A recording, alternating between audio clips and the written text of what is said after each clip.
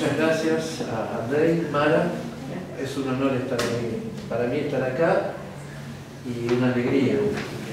Y yo les quiero poner un poquito en contexto. Hace unos meses, en la revista en una revista de México que se llama la revista Andamios, publicamos un artículo con Matías, que trabaja conmigo, sobre lógica y teoría de la argumentación, donde hicimos una presentación distinta, pero fundamentalmente lo que queríamos era distinguir algo que está muy claro, que son dos cosas distintas, ¿no? La lógica es una cosa y la teoría de la argumentación es otra, y lo enfocamos desde el punto de vista del cambio de paradigma, ¿no es cierto? Si había habido un cambio de paradigma, si no tenía nada que ver. En esta ponencia que hoy traigo acá, le dimos como una vueltita más de rosca, porque el problema ya no es solo que quiero distinguirlas, sino que la propuesta es separarlas, concretamente. Por eso el título es ¿por qué es lógica y teoría de la argumentación?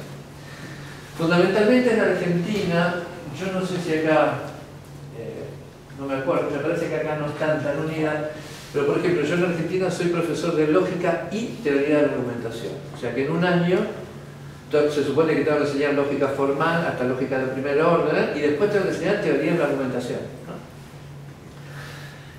Y no solo están así asociadas en Argentina casi en todas las carreras, sino que vemos que están asociadas, que es lo que yo empiezo a decir acá. Hay una asociación como de hecho entre lógica y teoría de la argumentación en los manuales, en los congresos, en las sociedades científicas, ¿no? Incluso en algunos casos se confunden una con la otra, o se corre peligro de que una absorba a la otra, que es lo que decía hoy un poco Gabriela, de que se están como solapando, ¿no es cierto? Cuando enseñamos lógica y teoría de la argumentación, hay gente que la confunde, hay gente que le da mucho más tiempo a la lógica formal que a la teoría de la argumentación, otros le dan más tiempo a la teoría de la argumentación que a la lógica formal. Bueno. Y sí nos damos cuenta, por lo menos yo me estoy dando cuenta, tanto en la Academia Mexicana de Lógica nos pasa en Argentina, es que la teoría de la argumentación se está comiendo a la lógica, ¿no es cierto? Nos preguntamos por qué. Entonces, nuestro punto de partida es arbitrario, pero bueno, de algún lado teníamos que partir que nos pareciera como una manera firme de dónde pararnos.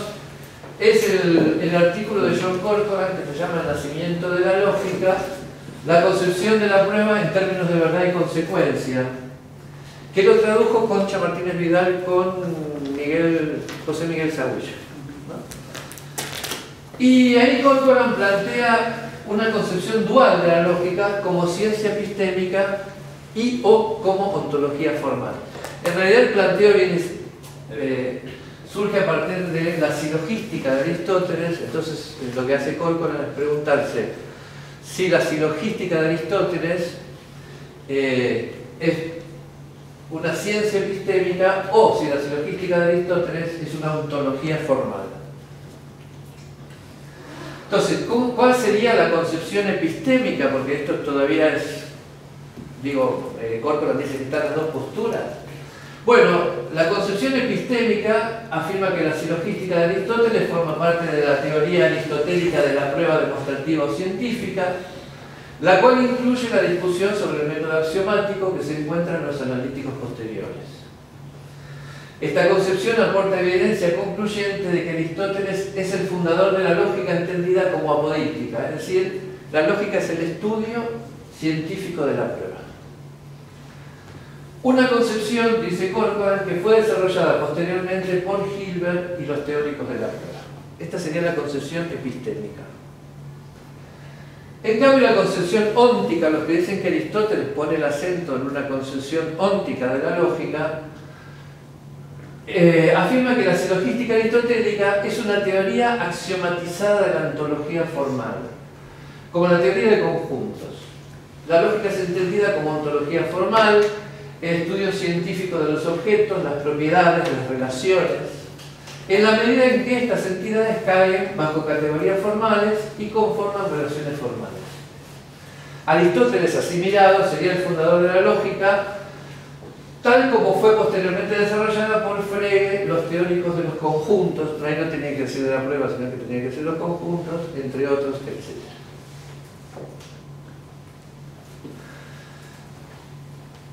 Hasta el siglo XIX predominó una concepción epistémica de la lógica. Yo hoy hacía un poco memoria, digo, tenemos toda la lógica medieval, la lógica del cuadro lineal con esta carga psicologista, pero hasta el siglo XIX predominó una concepción epistémica de la lógica, subsumida en la filosofía. Y la lógica se la concebía como la ciencia de la demostración. Pero a partir de los trabajos de matemáticos del siglo XIX como Boole, De Morgan, Gonzalo, Frege, la lógica se constituye como ciencia independiente de la filosofía. Acá, esto es para que discutamos. Para nosotros esto fue reafirmado con los principios matemáticos de Russell y Whitehead, a los que deben agregarse al menos las obras escritas entre 1900 y 1920 por los lógicos como Lukasiewicz, Leibniz y Janowski, y es posible afirmar que los fundamentos de las matemáticas de Hilbert y Bernays, escrita entre los años 1934 y 1939, y el libro de Gensen, constituyen las obras cumbres de este glorioso periodo de la lógica. O sea, yo creo que desde el siglo XIX hasta mitad del siglo XX tuvimos un glorioso periodo de lo que entendemos nosotros por lógica matemática clásica. ¿Qué pasó en 1958? Algo que es conocido por todos nosotros, es este resurgimiento de lo que actualmente llamamos teoría de la argumentación, que hubo como tres hitos fundamentales que ponen todos los autores, que es la publicación de Perelman y Obrecht-Siteka del Tratado de la Argumentación, los usos de la argumentación de Turbin y las falacias de Hamlet. Eso es 1958 en adelante. Acá empezamos a como distinguir, o por lo menos aclarar lo que nos parece, que es que el objeto de la teoría de la argumentación es el estudio de las técnicas discursivas que permiten provocar o acrecentar la adhesión de los espíritus a las tesis que se presentan a su asentimiento. En este sentido, supone un contacto o interacción y la construcción del auditorio al que se trata de persuadir o de convencer. La persuasión se dirige más bien a un auditorio o a un interlocutor particular, la convicción al auditorio universal de todos los seres dotados de razón. Yo digo esto porque en la diapositiva anterior, cuando Turbin, o mejor dicho, cuando se plantea este nacimiento de la teoría de la argumentación a partir de 1958, mucha gente decía que la teoría de la argumentación estaba planteando la verdadera racionalidad humana, ¿no? Como que volvía a resurgir la verdadera racionalidad que se había olvidado en la lógica matemática, ¿no? Entonces yo digo, la teoría de la argumentación hace esto. ¿Qué creemos que sucedió? Y acá nos empezamos a meter en cosas que son así, nos metimos en Aristóteles. Nosotros creemos que sucedió una confusión entre hermanos. Porque tanto la lógica como la teoría de la argumentación son hijas de Aristóteles. Pero la lógica concebida como ciencia epistémica y o ontología formal está en el órgano. Los libros que conocemos del órgano, los primeros analíticos, los analíticos posteriores, etc. En cambio, la teoría de la argumentación como ciencia de persuadir y convencer se ubica en la retórica. Yo me tomé el trabajo, que no sé si dice bien o dice mal, digo, a ver, ¿de cuándo son sobre todo los primeros analíticos y de cuándo es la retórica? ¿No es cierto? Vieron que es muy difícil encontrar la cronología de las obras de Aristóteles. Pero sorprendentemente, los primeros analíticos, donde está la silogística, y la retórica son de la misma época. El mismo Aristóteles dice que esta disciplina de argumentar, convencer y persuadir tiene tres dimensiones, que es el logos, el ethos y el pathos. Todos los que cursamos teoría de la argumentación con Luis Vega Riñón, esto lo estudiamos, ¿no? Y entonces, estas dimensiones de la teoría de la argumentación, el logos tiene que ver con la coherencia lógica del argumento, El ethos tiene que ver con la confianza en aquello que el orador sostiene, y el pathos es el impacto emocional que el orador puede provocar en los oyentes.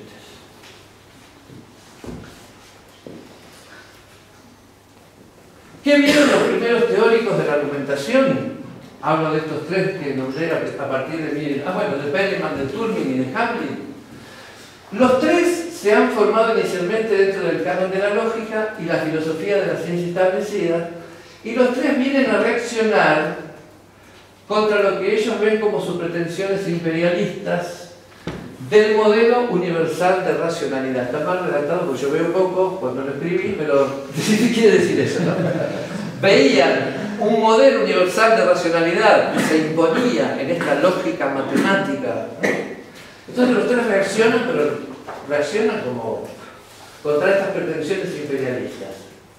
Entonces, vista así, podemos leer que diagnostican al logos de la retórica aristotélica como queriendo dar cuenta de toda la experiencia discursiva de los hablantes. A ver, ¿se entiende lo que estamos pensando? A mí me parece, o nos parece, que estos tres autores de la teoría de la argumentación pensaron que los que hacían lógica formal, lógica matemática, ya sea en su concepción epistémica o ontológica,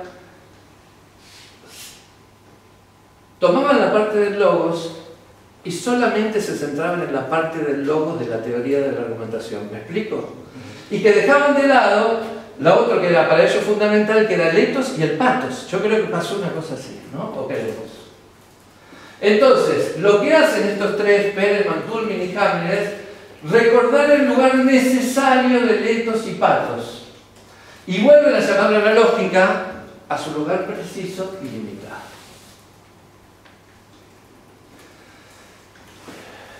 ¿Qué pasó en el siglo XX? Creemos que la lógica quedó subsumida en muchos autores en la dimensión del logos de la retórica aristotélica. Por eso mucha gente, o nos hacen enseñar, lógica y teoría de la argumentación.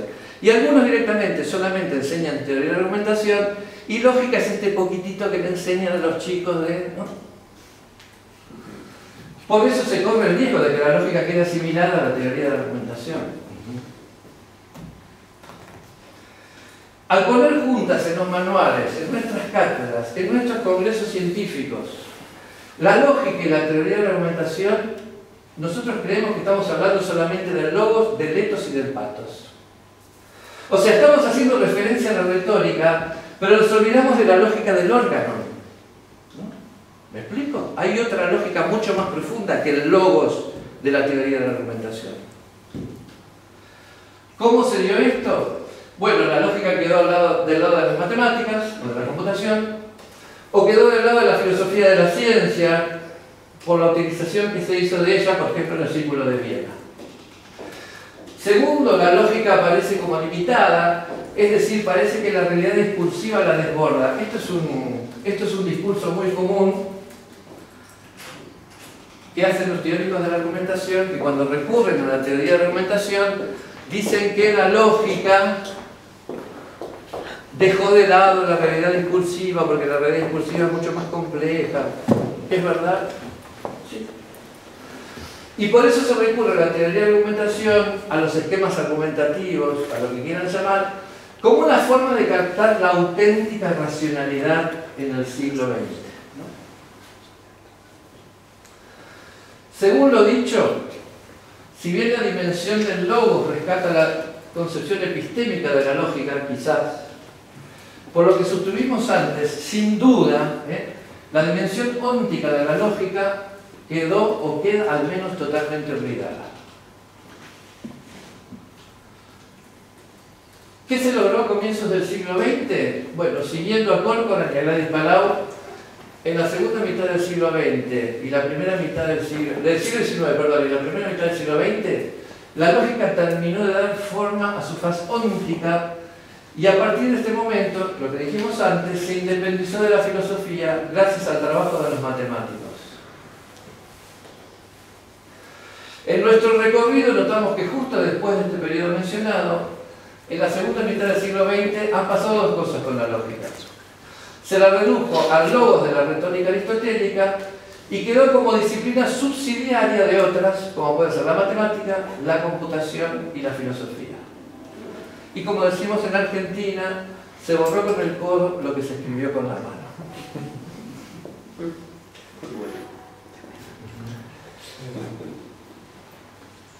¿Qué podemos hacer? La propuesta nuestra es volver a Aristóteles, al órgano, como en la concepción de la lógica como epistémica y ciencia óntica, y tener conciencia de que existe lo otro, que es la teoría de argumentación, que brota de la retórica, que tiene una dimensión de logos, justamente, que es la dimensión epistémica de la lógica, pero que a su vez tiene un ethos y un pathos. Si perdemos la lógica entendida como órgano, vamos a perder también la dimensión de logos. No sé si a ustedes les pasa, si pasa acá en Salamanca, yo no me acuerdo, pero hay gente que cualquier cosa hoy en día es un buen argumento. ¿Ustedes lo sintieron eso?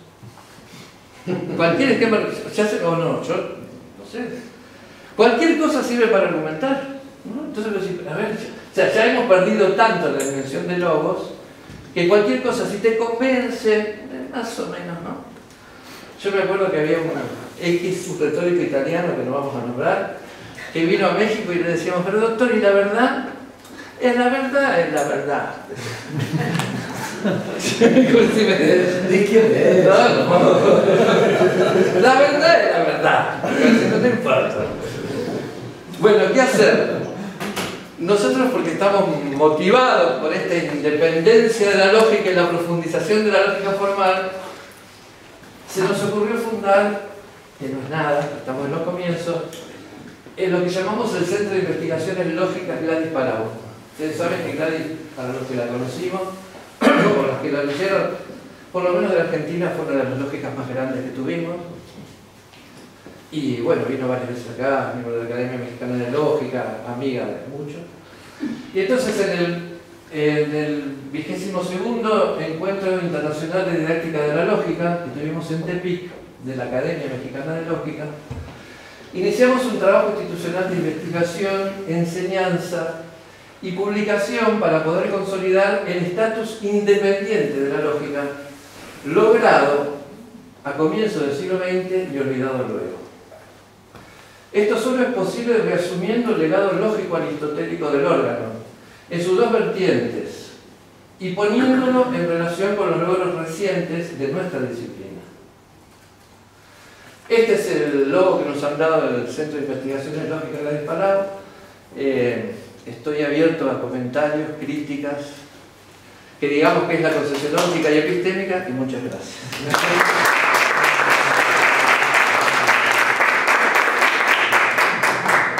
Me siento Tenemos 10 minutos para preguntas. ¿Estuvimos bien con el tiempo? Sí. Muy bien. Ah, bueno. Ahora sí. Me apuntas también una cosa más. Sí. Y voy a ser muy rápida. Muchas gracias. Y estoy completamente de acuerdo en la idea esta aristotélica.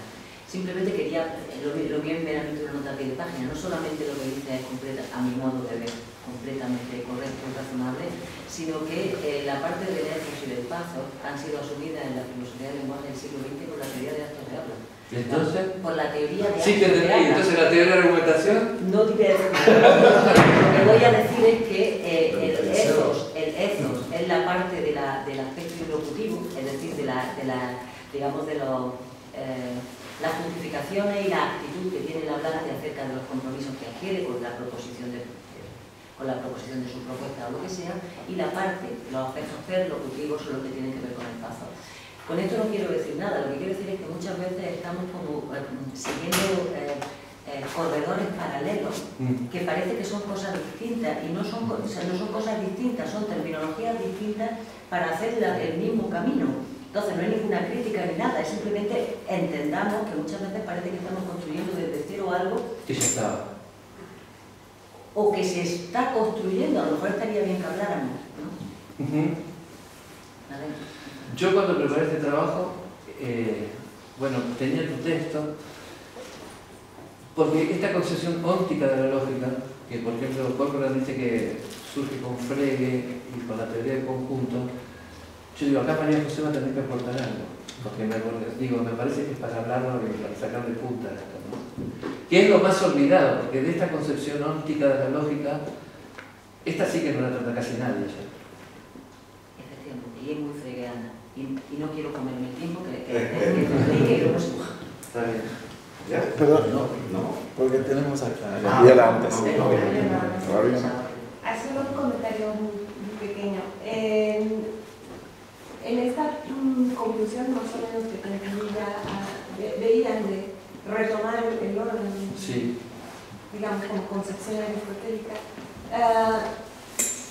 es una posibilidad, pero yo creo que sería importante también reconocer y conceder, digamos, el trabajo que están haciendo actualmente de la argumentación, en donde una posibilidad sí es retomar a Aristóteles, pero entre muchas otras que se están trabajando ahora, ¿no?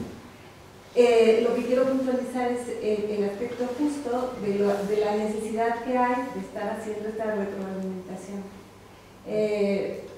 Lo que tú nos platicas, que hay esta situación un poco, a lo mejor institucionalizada, de que les obligan a ver la lógica y argumentación, pues justo de lo que se trata es de reflexionar pues, de dónde ha surgido y de dónde irlas diferenciando y ver en qué puntos sí convergen dentro tanto de la enseñanza como de la investigación.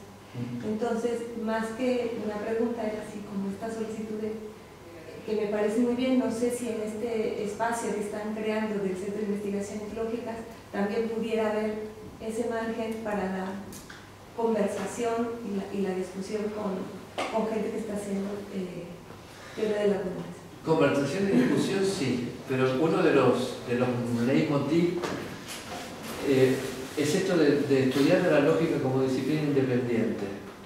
¿Me explico? Digo, yo creo que se puede... El último libro de Lev Palau que presentamos ya póstumo porque había muerto se llama Lógica y Teoría de la Argumentación como disciplinas complementarias.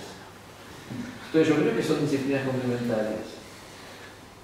En lo que postulo, o lo que postulamos en el Centro de Investigaciones Lógicas y con Matías, es que esto, digo, han sido tan complementarias que estamos corriendo el riesgo de que nuestra faceta lógica, la lógica como disciplina, como ciencia formal, quede olvidada, ¿no es cierto? Entonces yo digo, desde acá la propuesta es, si se puede, a lo mejor es una utopía, volver a retomar esta dimensión de la lógica como ciencia formal, ¿no? Y estudiarla y investigarla. El diálogo con la teoría de la argumentación sí, pero lo que yo no quiero es volver a casarnos, ¿no? Que el CIGLAB no sea un centro de lógica y teoría de la argumentación. ¿Me explico? Era un poco lo que yo también. Sí. Muy bien. Sí, añado una reflexión en este sentido para saber tu opinión y por si te sirve.